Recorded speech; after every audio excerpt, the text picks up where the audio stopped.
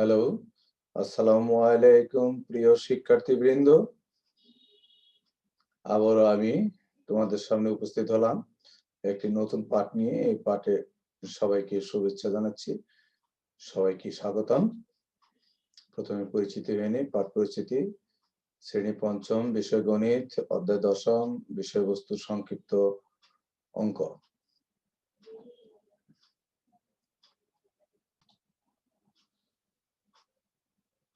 বিষয়বস্তু সংক্ষিপ্ত অঙ্ক। শিক্ষক পরিচিতি, আমি মোহাম্মদ রফিকুল ইসলাম, সিনিয়র শিক্ষক, এমএসসি গণিতে প্রথম শ্রেণী, MA diploma in computer, BPTC school and college, Savar, Dhaka. আজকের পাঠ দশম অধ্যায়ের সংক্ষিপ্ত অঙ্ক, শিক্ষণফল। এই পাঠ শেষে শিক্ষার্থীরা জ্যামিতি সম্পর্কে ধারণা লাভ করবে, জ্যামিতি অংশের সংক্ষিপ্ত প্রশ্নের উত্তর লিখতে পারবে। দশম অধ্যায়, প্রথম প্রশ্ন, একটি বাহুর দৈর্ঘ্য দেওয়া থাকলে কি আঁকা যাবে? প্রিয় শিক্ষার্থীবৃন্দ, একটি বাহুর দৈর্ঘ্য দেওয়া থাকলে রম্বস আঁকা যায়, বর্গক্ষেত্র আঁকা যায়। তবে রম্বসের জন্য একটি নির্দিষ্ট কোণের কথা উল্লেখ থাকতে হয়। শুধু একটি বাহুর দৈর্ঘ্য দেওয়া থাকলে তোমরা বলবে বর্গ অঙ্কন করা যায়, কারণ রম্বসের জন্য যেহেতু কোণের পরিমাপ দেওয়া থাকে না, অতএব এখানে রম্বসটি সঠিক অ্যান্সার হবে না, উত্তর হবে তাহলে বর্গ। 2 নম্বর প্রশ্ন, একটি চতুর্ভুজের কয়টি কৌণিক বিন্দু থেকে? চতুর্ভুজ, চতুর কথা থেকে আমরা আসতে পারি যে 4টি বাহু যেহেতু আছে, তাহলে 4টি বাহু, 4টি বাহুর সাথে যখন মিলিত হবে একটি আরেকটির সাথে, তখন 4টি বিন্দু সৃষ্টি হবে। এই 4টি বিন্দুই হলো কৌণিক বিন্দু, তার উত্তর 4টি। 3 নম্বর প্রশ্ন, আয়তের প্রতিটি কোণ কেমন থাকে? তোমরা আয়তের সংজ্ঞা থেকে জানো যে বিপরীত বাহুগুলো পরস্পর সমান্তরাল হতে হয় এবং প্রতিটি কোণের মানই সমকোণ থাকে। অতএব তাহলে আয়তের প্রতিটি কোণ কেমন হবে? সমকোণ হবে। 4 নম্বর প্রশ্ন, কোন চতুর্ভুজের সবগুলো কোণ সমান থাকে?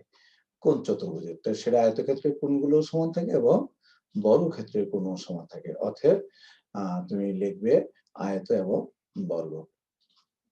5 নম্বর প্রশ্ন, কোন চতুর্ভুজের বাহুগুলো সমান? সেটা সবগুলো বাহু যখন সমান হয় সেটা বর্গও হতে পারে, রম্বসও হতে পারে।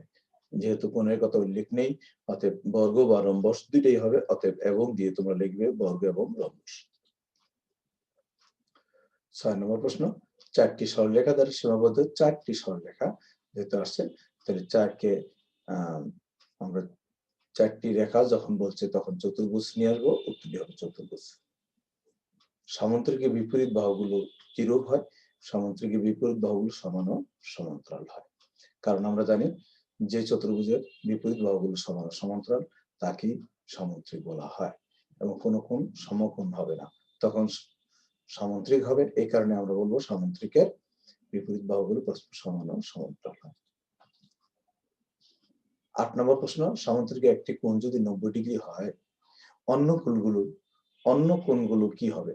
প্রিয় শিক্ষার্থীবৃন্দ, সামুদ্রিকের বিপরীত বাহুগুলো পরস্পর সমান ও সমান্তরাল, আয়তক্ষেত্রের বিপরীত বাহুগুলো পরস্পর সমান ও সমান্তরাল।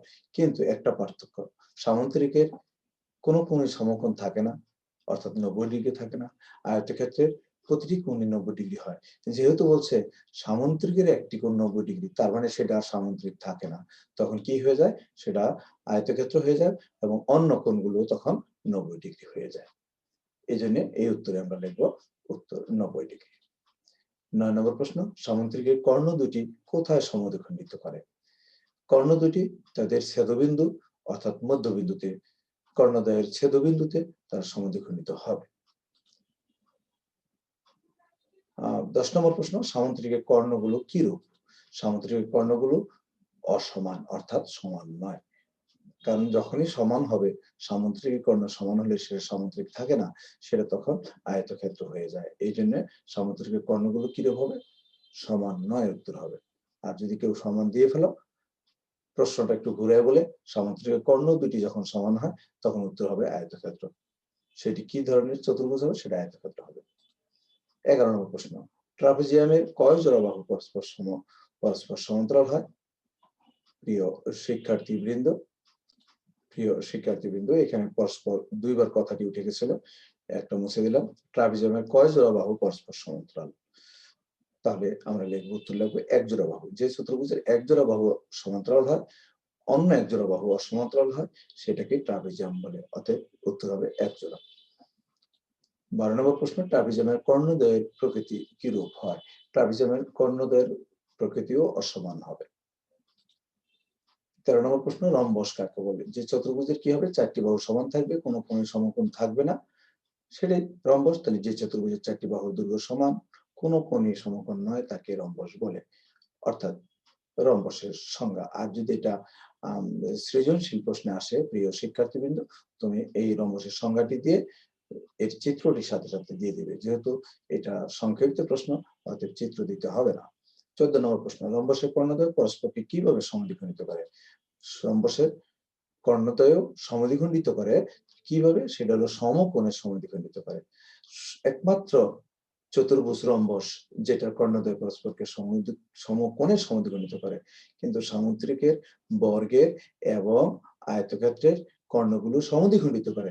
শুধুমাত্র রম্বসের কর্ণদ্বয়ই সমকোণে সমদ্বিখণ্ডিত হয়। 15 নম্বর, রম্বসের বিপরীত বাহু ও কোণগুলোর প্রকৃতি কিরূপ হয়? বিপরীত বাহুগুলো সমান ও সমান্তরাল এবং কোনো কোণই সমকোণ নয়। কোণগুলো সমকোণ নয় এবং বিপরীত বাহুগুলো পরস্পর সমান ও সমান্তরাল হবে। 16 নম্বর প্রশ্ন, প্রিয় শিক্ষার্থীবৃন্দ, রম্বসের কর্ণদ্বয়ের বৈশিষ্ট্য কি? রম্বসের কর্ণদ্বয়ের বৈশিষ্ট্য হলো তারা পরস্পর মধ্যবিন্দুতে মিলিত হবে এবং এরা পরস্পরের উপর লম্ব হবে, অর্থাৎ সমকোণে সমদ্বিখণ্ডিত করে। এই জন্য একটি রেখা একটি কর্ণ আর একটি কর্ণের উপর কি হবে, যেমন ছেদ করবে, তারা লম্বভাবে ছেদ করবে। 17 নম্বর প্রশ্ন, সামুদ্রিক কর্ণদ্বয়ের বৈশিষ্ট্য কি? সামুদ্রিক কর্ণদ্বয় পরস্পরকে মধ্যবিন্দুতে মিলিত হয়।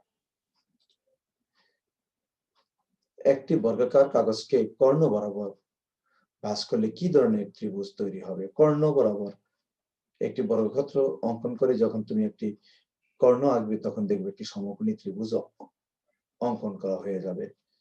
তার মানে বর্গক্ষেত্রের একটি কর্ণ যখন হবে, তখন একটি সমকোণ তো থেকে যায়।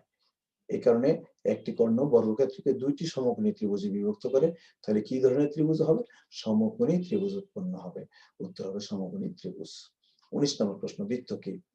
বৃত্ত এমন একটি আবদ্ধ বক্ররেখা যার প্রত্যেক বিন্দু ভিতরের একটি নির্দিষ্ট বিন্দু থেকে সমান দূরে থাকে, অর্থাৎ বৃত্তের সংজ্ঞা। 20 নম্বর প্রশ্ন, ব্যাস ব্যাসার্ধের কত গুণ? ব্যাস ব্যাসার্ধের 2 গুণ, আর ব্যাসার্ধ ব্যাসের অর্ধেক।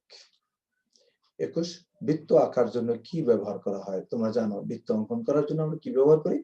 জ্যামিতি বক্সে থাকে সেটা কি, কম্পাস ব্যবহার করি। কেউ কেউ যদি বলো পেন্সিল কম্পাস, তবে উত্তরটি রাইট হবে। 22, বৃত্তচাপ কাকে বলে? যে দ্বারা বিভক্ত প্রত্যেক অংশকে বৃত্তচাপ বলে। বৃত্তচাপ হলো পরিধির একটি অংশ বিশেষ।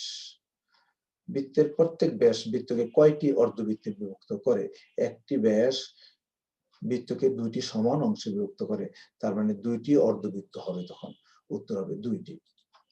24 নম্বর প্রশ্ন, প্রিয় শিক্ষার্থীবৃন্দ, বৃত্তের কেন্দ্র থেকে পরিধির দূরত্বকে কি বলে? আমরা জানি বৃত্তের কেন্দ্র থেকে পরিধি পর্যন্ত দূরত্বকে ব্যাসার্ধ বলে। এই ক্ষেত্রে তাহলে আমরা উত্তর বলবো ব্যাসার্ধ। 25 নম্বর, বৃত্তের ব্যাসার্ধ ও ব্যাসের সম্পর্ক কি? বৃত্তের ব্যাস ব্যাসার্ধের দ্বিগুণ হবে, আর ব্যাসার্ধ যদি আগে লেখো তাহলে অর্ধেক লিখতে হবে, ব্যাসার্ধ ব্যাসের অর্ধেক হবে। তোমার কোনটা আগে লিখবে সেটার উপর ডিপেন্ড করবে, এখানে দ্বিগুণ লিখবে না অর্ধেক লিখবে। ব্যাস কথাটি আগে লিখলে দ্বিগুণ লিখতে হবে, ব্যাসার্ধের দ্বিগুণ, আর ব্যাসার্ধ কথাটি আগে লিখলে ব্যাসের অর্ধেক লিখতে হবে। তবে দুটি রাইট। 26 নম্বর, বৃত্তের বৃহত্তম জ্যা 4 সেন্টিমিটার হলে ব্যাসার্ধ কত? বৃহত্তম জ্যা মানে ব্যাস, ব্যাস হলো 4 সেন্টিমিটার হলে ব্যাসার্ধ তার অর্ধেক হবে 2 সেন্টিমিটার। 2 সেন্টিমিটার। 27 নম্বর প্রশ্ন, সমান ব্যাসার্ধ বিশিষ্ট একটি বৃত্তের কেন্দ্র থেকে অপর একটি বৃত্তের কেন্দ্রের দূরত্ব কত হবে? সমান ব্যাসার্ধ যদি হয় আর বৃত্তের কেন্দ্র থেকে আরেকটি বৃত্ত যখন অঙ্কন করা হবে, ওই বৃত্তের পরিধিটি প্রথম বৃত্তের কেন্দ্র দিয়ে যাবে, অর্থাৎ এই দুইটি যে কেন্দ্র হলো, দুইটি বৃত্তের দুইটি কেন্দ্র, এই কেন্দ্র দ্বয়ের মধ্যবর্তী দূরত্ব হবে প্রথম বৃত্তের ব্যাসের সমান, অর্থাৎ বৃত্তের ব্যাসের সমান। চতুর্ভুজের কর্ণ কয়টি? চতুর্ভুজের কর্ণ ২ টি। ত্রিভুজের কর্ণ কয়টি? ত্রিভুজের কোনো কর্ণ থাকে না। এই ক্ষেত্রে উত্তর লিখবে ত্রিভুজের কর্ণ নেই। ৩০ নম্বর প্রশ্ন, চতুর্ভুজ কয়টি রেখা দ্বারা সীমাবদ্ধ ক্ষেত্র? অর্থাৎ চতুর্ভুজ তার মানে ৪ চলে আসছে। কথা থেকে ৪, তার মানে উত্তর ৪ টি। ৩১ নম্বর, বৃত্তের কেন্দ্রগামী জ্যাকে কি বলে? কেন্দ্রগামী জ্যাকে ব্যাস বলে এবং বৃহত্তম জ্যাকেও ব্যাস বলে। প্রিয় শিক্ষার্থীবৃন্দ, এতক্ষণ ধৈর্য সহকারে, মনোযোগ সহকারে আমার এই কথা শ্রবণ করার জন্য তোমাদের ধন্যবাদ জানাচ্ছি। পাশাপাশি আমি দাবি রাখছি, আমার এই কথায়, উপস্থাপনায়, আমার প্রেজেন্টেশনে তুমি যদি সামান্য পরিমাণ উপকৃত হয়ে থাকো, প্রিয় শিক্ষার্থীবৃন্দ, আমার এই চ্যানেলটিকে সাবস্ক্রাইব করবে, লাইক করবে, শেয়ার করবে এবং পরবর্তী নোটিফিকেশন পাওয়ার জন্য বেল আইকনটিতে ক্লিক করে রাখবে। তোমাদেরকে আবারও ধন্যবাদ জানিয়ে এখানেই শেষ করছি। খোদা হাফেজ।